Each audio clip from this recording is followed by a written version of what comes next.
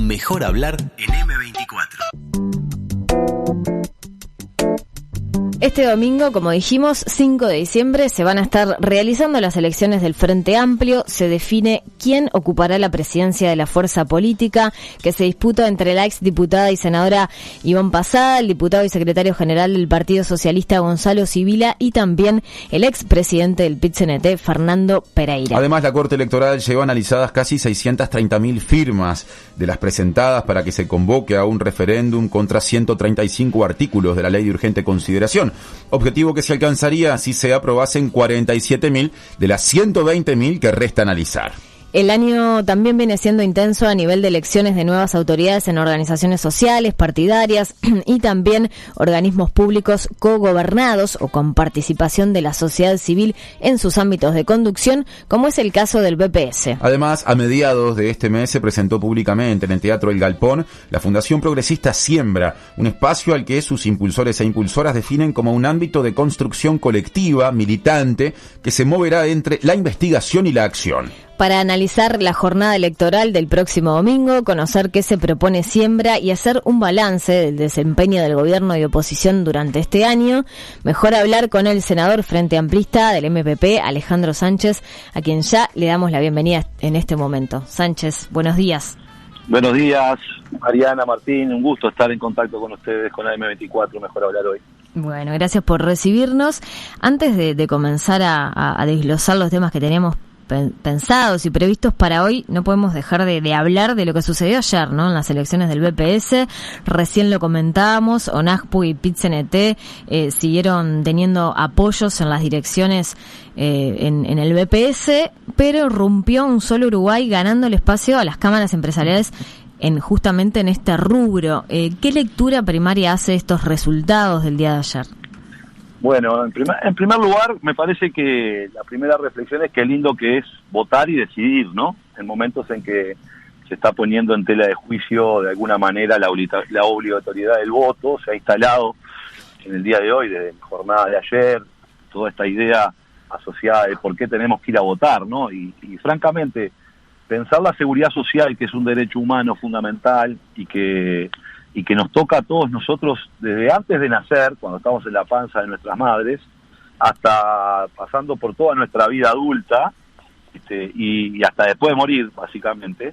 Me parece muy importante que haya representación social, que las organizaciones sociales tengan una voz dentro de las instituciones públicas para poder opinar, porque muchas veces las leyes, los decretos, las políticas públicas merecen interpretaciones y es bueno que estén allí las organizaciones sociales. O sea que en primer lugar, primero saludarlo, que fue una linda jornada, y creo que es muy importante continuar de esa manera, ¿no? Es decir, el hecho de decidir, de que otros no decidan por vos, me parece que es muy importante y hay que valorarlo mucho en estos tiempos que se cuestiona tanto. Uh-huh. Se deduce de sus palabras que está de acuerdo con la obligatoriedad de estas elecciones, entonces. Sí, sin lugar a dudas, sin lugar a dudas. En el Uruguay el voto es un derecho, pero también es una obligación, porque ahora empezamos a hablar de la obligatoriedad del BPS y mañana terminamos hablando de la obligatoriedad de las elecciones nacionales. En otros países del mundo, el voto solo es un derecho, lo ejerce quien quiere, y de hecho hay países en el mundo en donde el nivel de abstención supera a los que votan, ¿no? Entonces me parece que esto es importante. En el Uruguay es un derecho y una obligación, y creo que está muy bien que así sea. Yo diría, en primer lugar, bueno, una enorme felicitación a Ramón Ruiz y al equipo de representación de los trabajadores que recibió un apoyo muy importante, superior al del 2016, lo cual habla a las claras de que su desempeño, su trabajo ha sido muy bueno, y los trabajadores y las trabajadoras del Uruguay así lo reconocen y por eso lo eligieron para que continuara, porque pensemos que un solo Uruguay se presentó en los 3 órdenes, ¿no? Con el argumento de que había que cambiar porque la gente que estaba hacía mucho tiempo que estaba y que ellos eran lo nuevo y que en definitiva había que cambiar, y un solo Uruguay fue derrotado ampliamente, tanto en el orden de los activos como en el orden de los pasivos. Luego sí logró su triunfo en el orden de los empresarios, en donde evidentemente una organización que básicamente nuclea empresarios dio una disputa, si se quiere, en el seno de esas organizaciones. Recordemos que cuando se fundó Un Solo Uruguay, el debate lo tuvo inicialmente con la ARU y con la Federación Rural, disputándoles el lugar de representación de los sectores agropecuarios, ¿no? Entonces, en primer lugar, tanto la UNASPU como el PIT-CNT, en definitiva, esas listas, la lista de la UNASPU y la lista del PIT-CNT, ha recibido un apoyo muy importante y creo que habla muy bien de lo que representan esas organizaciones cuando también se las cuestiona en su representatividad, ¿no? El segundo elemento es que el gobierno incidió en esta campaña como en otras.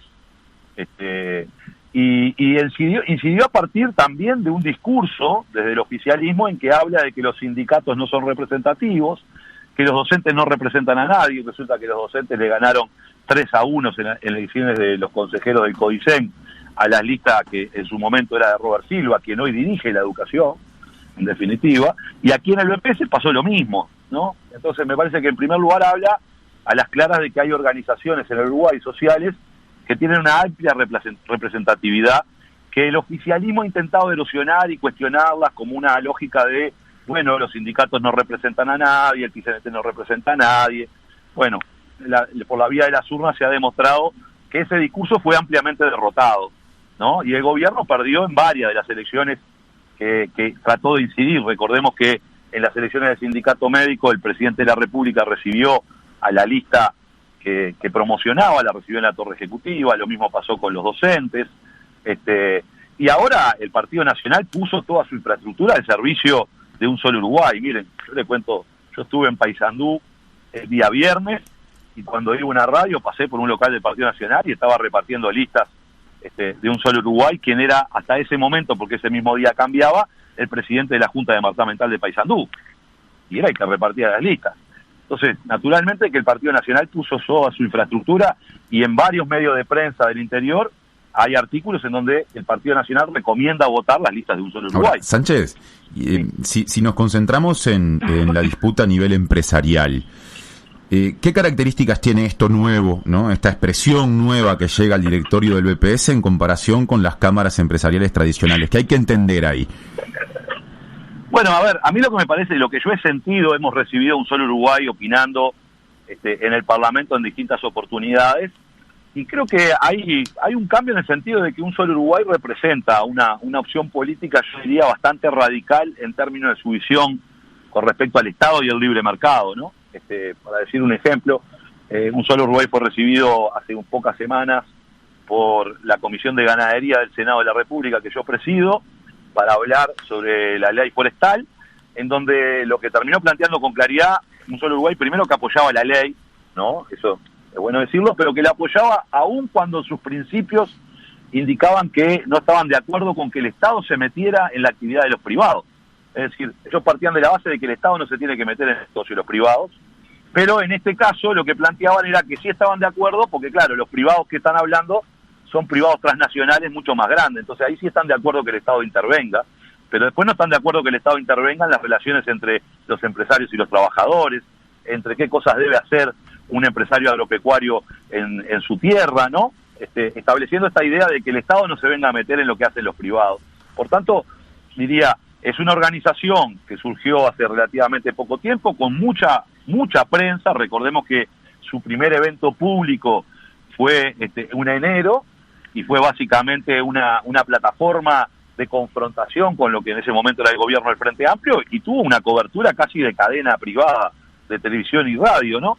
Entonces, es un nuevo actor que tiene un discurso muy fuerte y radical, diría yo, y bueno, creo que ahora va a tener un desafío también un solo Uruguay, ¿no? Sánchez, ¿cómo trabaja en estos organismos? La izquierda, el Frente Amplio u organizaciones sociales que pueden compartir algunos de los posicionamientos que como partido político tiene el Frente Amplio, deben prestarle atención a algunos de esos planteos de un sector o de una parte del sector productivo más vinculada al capital nacional, en algunos casos a producción mediana y pequeña, que en parte canaliza un solo Uruguay.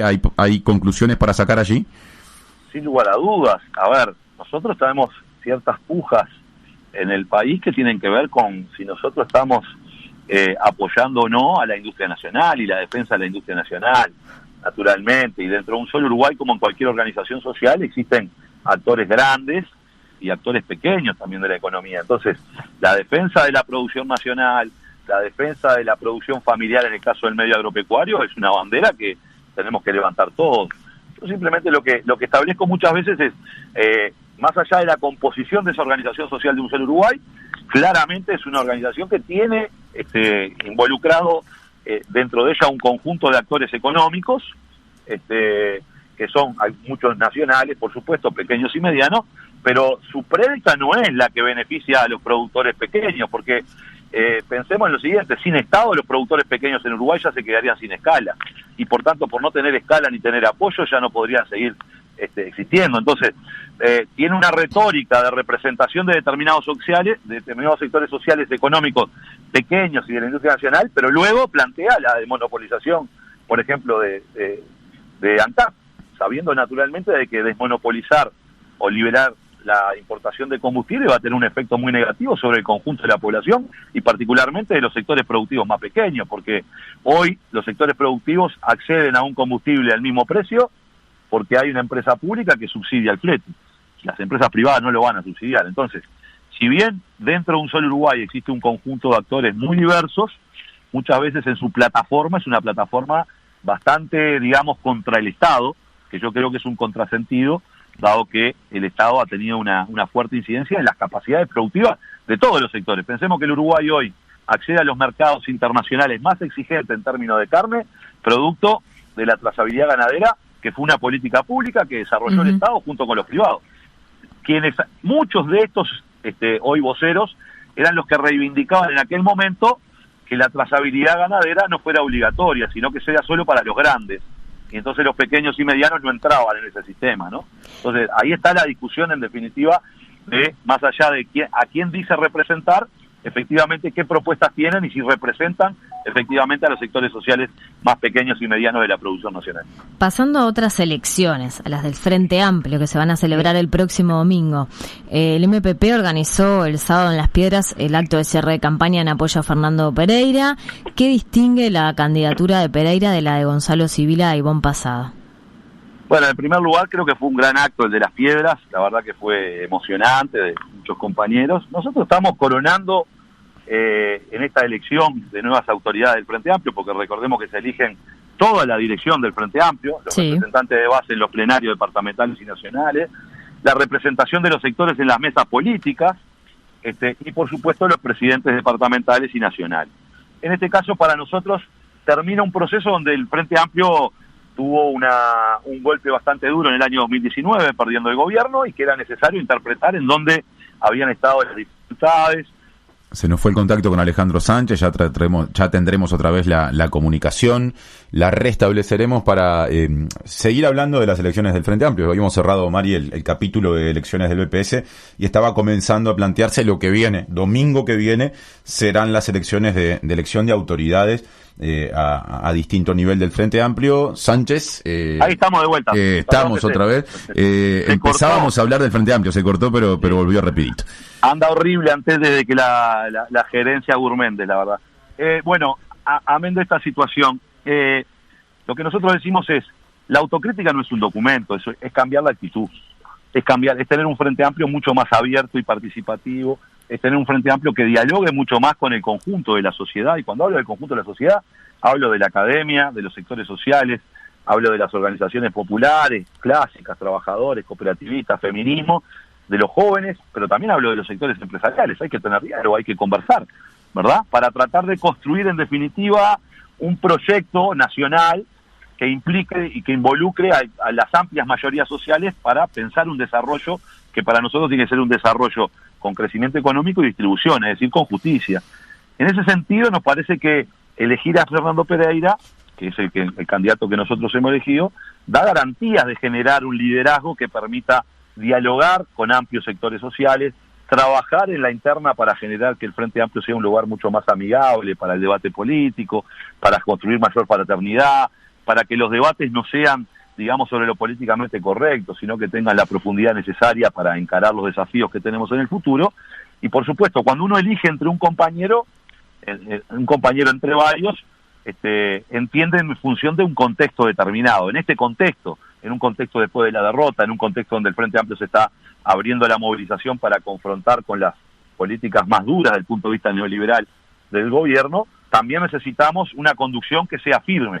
Dialogar, la amplitud y el diálogo no van en contra de la firmeza a la hora de defender el trabajo nacional, a la hora de defender la no rebaja de salarios, la rebaja de las jubilaciones, un conjunto de recortes de políticas públicas que están haciendo que las personas en realidad tengan más dificultades para poder transitar por su vida, como los recortes en la salud, los recortes en la educación. Es decir, denunciar un conjunto de cosas que viene haciendo el gobierno que son muy contrarias a las que se comprometió. Yo digo, ¿dónde están los liceos de Talvi? Ya se fue Talvi, pero tampoco están los liceos. En realidad lo que tenemos es un recorte donde tenemos 100 grupos menos en secundaria, ¿no? Entonces, en definitiva, estas cosas hay que denunciarlas con mucha firmeza, y también hay que generar diálogo con la sociedad para construir nuevas mayorías, propuestas que tengan, en definitiva, asidero y respaldo en la sociedad para poder avanzar en términos de construir un Uruguay distinto. Entonces, nosotros creemos que hoy, en este contexto, Fernando Pereira es la persona indicada para poder liderar ese proceso dentro del Frente Amplio. Uh-huh. Estos diálogos que mencionaba, esta necesidad de tejer otras redes y otras alianzas, incluso con sectores que estén más allá del Frente Amplio, también tiene que ver con la Fundación Siembra que se lanzó formalmente este mes. Bueno, todo va con todo.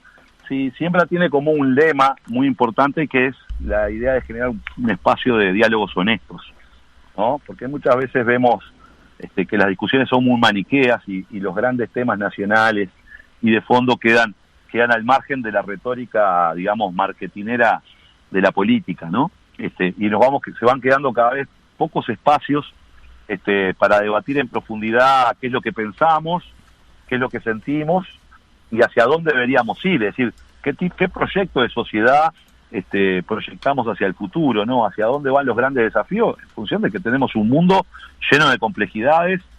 Hay un debate instalado en el mundo acerca del qué va a pasar con nuestras sociedades post-COVID, hay un debate con respecto a la enorme velocidad de la creación científico-tecnológica y los impactos disruptivos que tienen que ver con la inteligencia artificial y la automatización. Hay un enorme debate sobre los conceptos constitutivos de la democracia, ¿no? Es decir, justamente, cómo se construye democracia y cómo se involucra a las sociedades en esos debates. Hay un debate gigantesco sobre la preservación del medio ambiente y la necesidad de producir bienes y servicios. Es decir, vamos a seguir en una lógica destructiva del medio ambiente mirando en el corto plazo. Hay muchos temas arriba de la mesa hacia dónde orientarse, que el Uruguay tiene que ver cómo se inserta en ese mundo, ¿verdad? Y cómo construye bienes públicos de calidad y una sociedad mucho más amigable, más habitable. Bueno, eso requiere de sentarse a pensar, pero no de pensar en una reflexión abstracta, digamos, desde las montañas, fuera de la realidad y de las prácticas concretas, sino pensar desde las mismas prácticas concretas, incorporar las prácticas concretas de militancia y de trabajo de las distintas organizaciones sociales, desde un barrio hasta un centro cultural, que tienen para decirnos, mezclar esas perspectivas, la de la academia, la de la cultura, la de la política, y ver de esas distintas miradas cómo podemos construir propuestas, ideas y proyectos de futuro. Eso es lo que quiere ser Siembra, en definitiva, que es un proyecto muy ambicioso, es un proyecto abierto, no es una fundación del MPP, habemos varios del MPP ahí, pero hay compañeros y compañeras de muchos lugares de militancia de la izquierda, social y política. Busca generar un punto de encuentro, salirse de la agenda cotidiana, o sea, Siembra no se va a dedicar a criticar la política cotidiana, sino se va a tratar de pararse sobre los problemas cotidianos que hoy tenemos para pensar hacia el futuro y aportar elementos que los tomarán o no los tomadores de decisiones de las organizaciones políticas y sociales, y en ese contexto es que estamos tratando de formar ese espacio que, como ustedes decían, es un espacio de izquierda, progresista, democrático, una fundación en construcción, que está abierta a todos aquellos y aquellas que quieran aportar sus ideas, sus conocimientos desde un lugar, en definitiva, de eliminar, como dijo un compañero, la ética de la responsabilidad, esto de lo políticamente correcto, y avanzar en definitiva a la ética de las ideas o de las convicciones, es decir, poner arriba de la mesa efectivamente lo que queremos hacer y soñamos que debemos construir. Sánchez, ¿cuál es la diferencia entre lo que representa Siembra y lo que fue en su momento el Centro Artiguista por los Derechos Económicos, Sociales y Culturales, el CADESIC, que también tenía una vinculación con el MPP? Sí, diríamos que esta es una evolución, es una evolución distinta. El CADESIC en su momento fue un centro que nosotros impulsamos, que tenía una relación un poco más fluida con el movimiento de participación popular, el MPP, y que estuvo pensado originalmente, incluso cuando se fundó, más allá de que no era su único objetivo, pero se fundó, digamos, en las cercanías de lo que podía ser, y ya sabíamos todos en el Uruguay, que se podía dar, que era la victoria del Frente Amplio y la necesidad de formar cuadros de gestión, porque el Frente iba a asumir la responsabilidad del gobierno.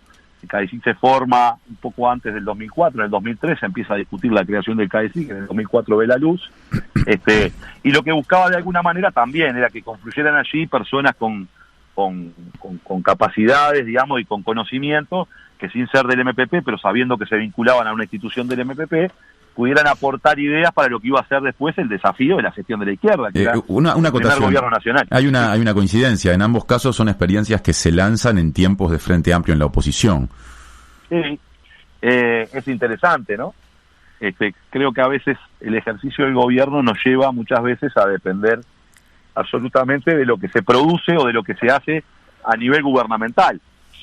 Eso creo que limita muchísimo, en definitiva, las perspectivas, porque los ministerios, los ministros, los equipos ministeriales, los equipos de gestión, están dedicados a resolver el día a día. Yo creo que ese es un gran tema de la autocrítica del Frente Amplio, es decir, nosotros nos concentramos mucho en elaborar políticas públicas, en gestionar políticas públicas, pero poco en dar debates de ideas en la sociedad, en proyectar medidas de más largo plazo, de discutir ideas en la sociedad, de construir esas ideas y esos proyectos, y justamente cuando la producción de conocimiento o de elementos o de propuestas surge desde ese accionar cotidiano de la gestión pública, uno limita mucho, digamos, el horizonte de perspectivas. Creo que esa es un diagnóstico de lo que ha sido, de alguna manera, la práctica de las izquierdas en América Latina, ¿no? Creo que todos somos contestes que los gobiernos progresistas de izquierda generaron grandes transformaciones, pero en realidad se concentraron demasiado en la gestión y no pudieron dar el debate de ideas o de proyectos o generar los espacios necesarios para salirse de la realidad concreta o de la gestión concreta y pensar más hacia futuro, otros proyectos. Te pongo un ejemplo. Hoy estamos discutiendo sobre la defensa, por supuesto, de las empresas públicas, pero el mundo va avanzando en que el parque automotor será eléctrico, ¿verdad? Ya no será más a combustibles fósiles. No sé en cuánto tiempo.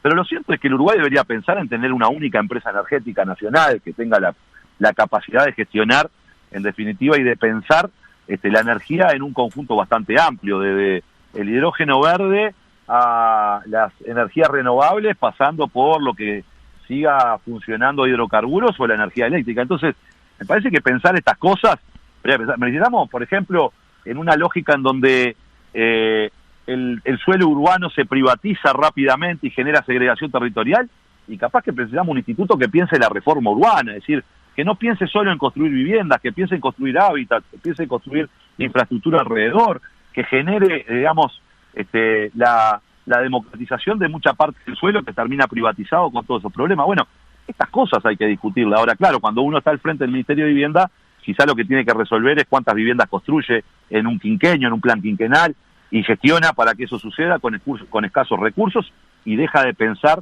en otras herramientas, incluso transformaciones institucionales. Uh-huh. Claro, a veces la necesidad de la inversión, por ejemplo, cuando se está en el gobierno, juega más que lo que puede llegar a ser cambios en temas más estructurales. Por ejemplo, el ambiente, ¿no? Se ha hablado mucho del medio ambiente en esta era del Frente Amplio, que ahora es oposición. ¿Hay una revisión real en relación a las políticas ambientales del Frente Amplio? Ha estado en los documentos de autocrítica, recién lo mencionó, en el libro de Rubio también hay un capítulo especializado en relación al medio ambiente. Nosotros aquí en entrevista con Carlos Santos, un investigador dedicado a estos temas, decía que del progresismo en la región ha enunciado que tiene una preocupación fuerte por la protección de los recursos y el ambiente, pero el modelo de desarrollo se basa en esa explotación de recursos. ¿Cómo se maneja esta tensión? Bien, yo creo que hay una tensión en el medio ambiente, por supuesto, que es en la preservación de los recursos naturales, y la utilización de los recursos naturales para satisfacer las necesidades de la sociedad actual. Esto es, digamos, cómo construimos solidaridad intergeneracional. No podemos utilizar los recursos y degradarlos porque se los estamos sacando a nuestros hijos y nietos. Ahora, el conservacionismo por sí solo tampoco genera cambios en ese sentido. Yo creo que el concepto de justicia ambiental hay que incorporarlo con mucha más fuerza, ¿no? Muchas veces se generan privatizaciones que tienen que ver con privatizaciones de la ganancia de la utilización de los recursos naturales y socialización de las pérdidas, de la degradación del medio ambiente, ¿no? Eso hay que invertirlo, hay que cambiarlo por proyectos más sustentables, pero que también garanticen, en definitiva, la justicia en la distribución, la utilización de recursos naturales y su justa distribución, además de la preservación de estos hacia el futuro. Lo que pasa es que hay que cambiar también las claves en las que pensamos, ¿no? Porque nosotros pensamos en la producción sobre la base, digamos, de la primera industrialización, en donde se sentía que los recursos naturales eran infinitos, ¿verdad? Y esto implica cambiar básicamente la lógica como pensamos en la utilización de los recursos, que son finitos, y que estamos llegando a ciertos límites, y que la naturaleza nos está imponiendo ciertos límites que condicionan las posibilidades de la vida sobre la Tierra, ¿no? La temperatura del planeta, la generación del cambio climático, la situación sobre el efecto invernadero, todos estos problemas que generan justamente el incremento de la temperatura, la explotación abusiva de los recursos naturales por parte de empresas transnacionales que no piensan, digamos, en la sustentabilidad, sino que piensan en el corto plazo, en el lucro y la ganancia. Bueno, acá hay un debate, en definitiva, muy fuerte, que hay que pensarlo en claves distintas, ¿no? Toda la discusión sobre el extractivismo, naturalmente, que implica ver cómo generamos, digamos, políticas que detengan de alguna manera el afán egoísta de lucro, que no piensa en la conservación y en la preservación de esos recursos o en la regeneración de los recursos, porque toda actividad humana genera impactos en el medio ambiente. Una ciudad genera enormes impactos en el medio ambiente, ¿no?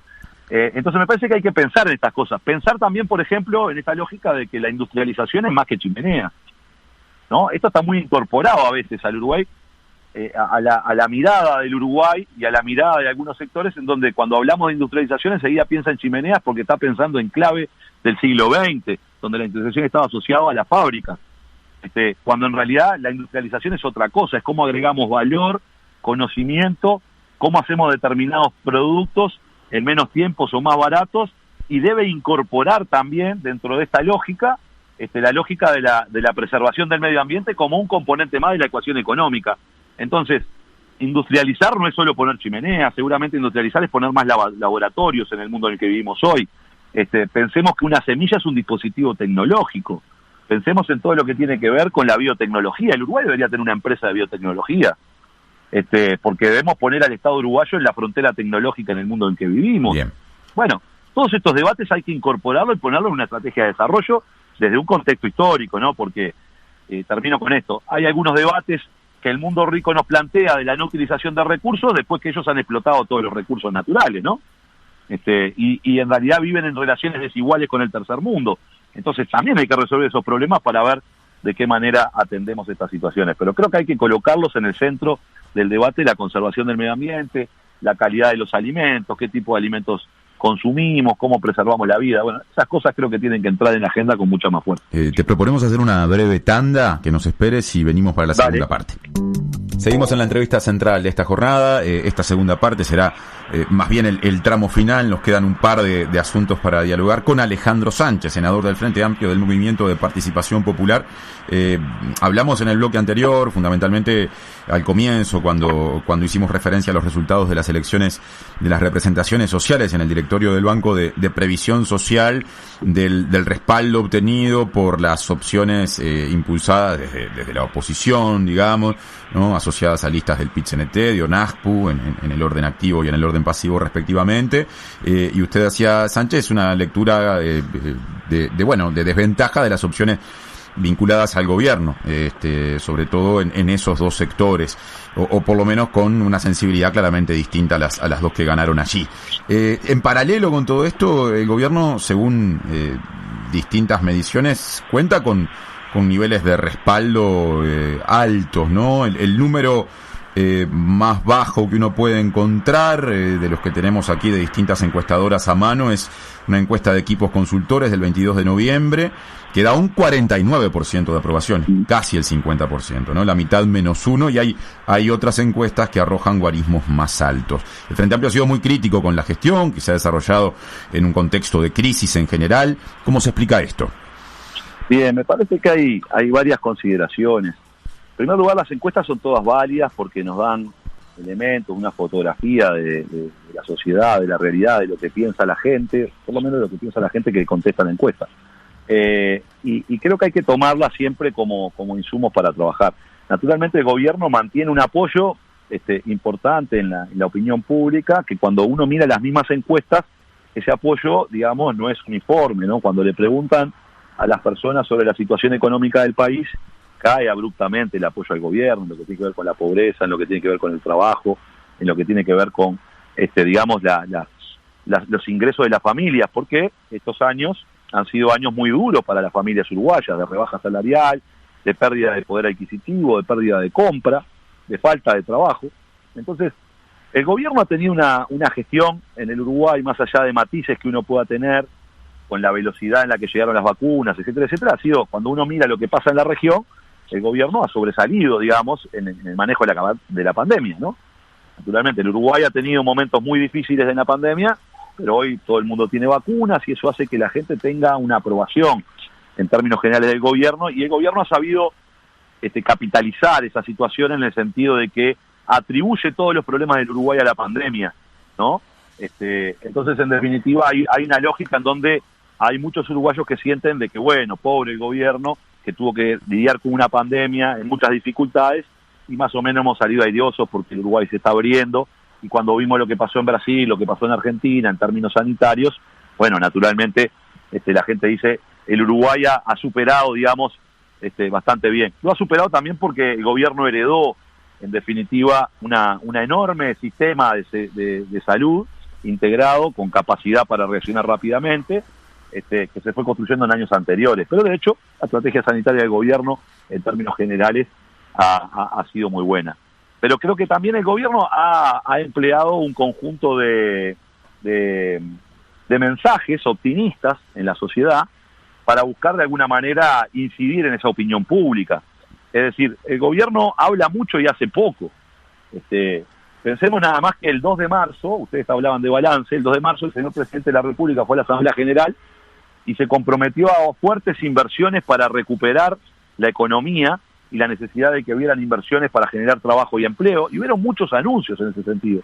El anuncio más fuerte del gobierno, del presidente de la República, fue el anuncio de que se iba a generar obras de infraestructura en lo que tiene que ver con el saneamiento en 120 localidades del Uruguay, una inversión multimillonaria en asociación con privados, que por supuesto iba a generar condiciones de bienestar y salubridad en esas poblaciones que no tienen saneamiento, pero además iba a generar mucho trabajo, ¿no? Y estamos llegando a diciembre y el directorio de OCE nos dice, en definitiva, que de las 120 localidades se van a poder hacer 4, y tal vez algunas 20 más. Entonces, ¿en dónde quedaron, digamos, las 120 y la inversión multimillonaria? ¿En dónde quedó la inversión pública, donde no hay nuevos proyectos en el Uruguay? Yo pregunto, ¿dónde están los nuevos proyectos de infraestructura en el país? No están, no existen. Bueno, el gobierno habló de obras en algunas rutas, yo estoy jugando de memoria, ¿no? Creo que mencionó la 5, la 6, la 8, sí, algunos puentes, además de las obras vinculadas a privados, que eso ya va por otro lado, ¿no? Portuarias, etcétera. Sí, las que mencionó todas las que mencionó, todavía ni siquiera llamaron a licitación, ¿verdad? ¿Eso quiere decir que no se van a hacer?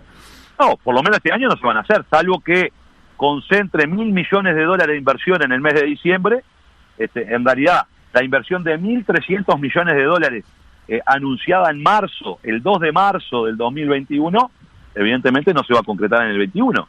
Ahora, en ese momento el gobierno generó la sensación de que, bueno, estamos saliendo de la pandemia, vamos a salir de la pandemia, va a haber trabajo porque va a haber inversión pública, va a haber privada, y vamos a desarrollarnos, y eso no está sucediendo. El Uruguay es el país que menos ha recuperado en contexto con la región los niveles de actividad del 2019. Es decir, es el peor de la clase el Uruguay en estos términos, ¿no? Uh-huh. Yo vengo de recorrer en el interior del país una recorrida bastante amplia por 8 departamentos todos los días, pasando por Florida, Durazno, Colonia, Río Negro, Soriano, Paysandú y Salto, y a mí, yo lo que veo ahí es que cada vez falta más trabajo, que cada vez hay menos empleo, que la gente está teniendo enormes dificultades para llegar a fin de mes los que tienen trabajo, y donde en realidad, como decíamos hoy, ¿dónde están los nuevos liceos? que se prometieron. Sánchez, me quedó una duda con respecto al proyecto de saneamiento, porque este proyecto, si mal no recuerdo, también no era en el corto plazo, ¿no? Llevan un periodo de estudio de factibilidad, eran varios inversores Sí. que iban a hacer, valga la redundancia, de esta inversión. ¿Usted dice que en este periodo no se va a llevar adelante esta obra, este proyecto de saneamiento en las dimensiones que fue planteado? Eran Creo como que 975 millones de dólares de inversión. ¿Eso no va a ocurrir en este periodo, según la información que usted tiene? Según lo que yo he escuchado del presidente de OCE y del directorio de OCE, en donde han planteado en entrevistas públicas, en donde de las 120 localidades que tenía el proyecto, se anuncian que probablemente sean 20. ¿Pero en una primera etapa o en todo el proyecto? Eso es lo que dice OCE. Ajá. Entonces yo lo que veo es que me hacen grandes anuncios marketineros, pero que después las concreciones son muy pequeñas, ¿no? El gobierno dijo, vamos a apoyar a las pequeñas y medianas empresas en el momento de la crisis que se genera por el COVID, y vamos a hacer un enorme esfuerzo para apoyar a esas empresas porque no queremos detener los motores de la economía, dijo la ministra Arbeleche, ¿verdad? Y la conclusión es que para una pequeña empresa unipersonal, el aporte del gobierno del año pasado, ¿verdad?, fueron 2.000 pesos por mes. Ninguna pequeña empresa sobrevive porque en vez de pagar 12.000 pesos de tributo, pague 10. Por supuesto que algo es algo, pero eso no va a cambiar la posibilidad de que esa empresa termine cerrando sus puertas. Entonces el gobierno hace grandes anuncios, pero después la realidad concreta nos demuestra otra cosa. El gobierno anunció un apoyo a las ollas populares y después lo que vimos del apoyo a las ollas populares son unos pollos flacos que la verdad que da vergüenza que los están repartiendo desde el Ministerio de Desarrollo Social, ¿no? El gobierno anunció la creación de miles de puestos de trabajo y terminó en la creación del programa, un programa de trabajo que generó el gobierno de 12.000 puestos de trabajo donde se presentaron 200.000 personas. Entonces, naturalmente, el gobierno nos hace grandes titulares, pero después la realidad indica que avanza muy poco en concreciones reales y esto la gente lo está empezando a ver y lo está empezando a sufrir. Ahora que se corrió la cortina de la pandemia, donde más o menos estamos saliendo de esa situación, entonces la gente cambia su preocupación, porque antes estábamos todos preocupados por si nos enfermábamos y podíamos llegar a perder un familiar, y la gente se está dando cuenta de esta otra situación, de que no hay trabajo. Yo veo varias inauguraciones, el otro día vi al señor Robert Silva inaugurando junto con el diputado Schipani, diciendo que con una gran alegría y orgullo inauguraban un liceo público, que en realidad lo que está cortando la cinta del gobierno es de las obras que dejó el Frente Amplio. Pero hasta ahora no ha iniciado ninguna obra nueva el gobierno nacional. Entonces, ¿cómo mover la economía si no hay inversión pública? ¿Cómo mover la economía si no se generan las condiciones para que la inversión privada se pueda desarrollar? Por ejemplo, cuando vos tenés una política de precios de combustible que lo que estás planteando es que vas a trasladar toda la inestabilidad del mercado del petróleo mundial a la economía uruguaya. Si el petróleo sube, vamos a subir, si el petróleo baja, vamos a bajar. ¿No resisten las empresas en el Uruguay esa situación? Bueno, hablando de combustibles, ¿piensa que está definida la estrategia para derogar 135 artículos de la LUC por parte de la campaña justamente que impulsa este referéndum? O sea, ¿la gente está entendiendo lo que se va a optar en marzo probablemente del año que viene? Bueno, esa es la tarea que tiene la campaña, informar a la ciudadanía para que conozca los artículos, porque un referéndum es transformar en legisladores por un día a todos los ciudadanos, ¿no? A mí me convocan a la Cámara de Senadores para votar leyes por la afirmativa y por la negativa de los artículos, y ahora los ciudadanos estamos convocados a decir si 135 artículos son buenos, nos ayudan a solucionar los problemas o los desmejoran. Entonces, nosotros venimos en esa campaña y yo siento esto. Las encuestas decían que no íbamos a llegar a la obtención de firmas. Y yo les creo a las encuestas. En ese momento consultaron a la gente y había una amplia mayoría de las personas que decían, no, yo con el referéndum no estoy de acuerdo porque en definitiva parece ser que la ley es buena. Generamos una movilización popular en donde le explicamos los artículos de ley a las personas, a los vecinos, porque para juntar 800.000 firmas hablamos con más de 1,5 millones de habitantes. Pensemos que si de cada 2 conseguíamos una firma, hablamos con 1.600.000. Hablamos con muchas más personas, explicamos, dimos argumentos, ¿y qué pasó? Bueno, esa opinión pública que originalmente estaba ubicada en un lugar cambió y llegamos a 800.000 firmas. Y ahora lo que está demostrando la campaña, por decir, es que el sí va creciendo en intención de votos, porque a medida en que la gente conoce la ley, en la medida que la gente conoce los impactos de la ley, cambia su opinión. Entonces me parece que ahí está centrado el objetivo. No está ganado el referéndum, porque ganar un referéndum es muy difícil. En Uruguay es el 50% más uno de los votos válidos, o sea que los votos en blanco votan no, o sea, votan con el gobierno, votan por la permanencia de la ley.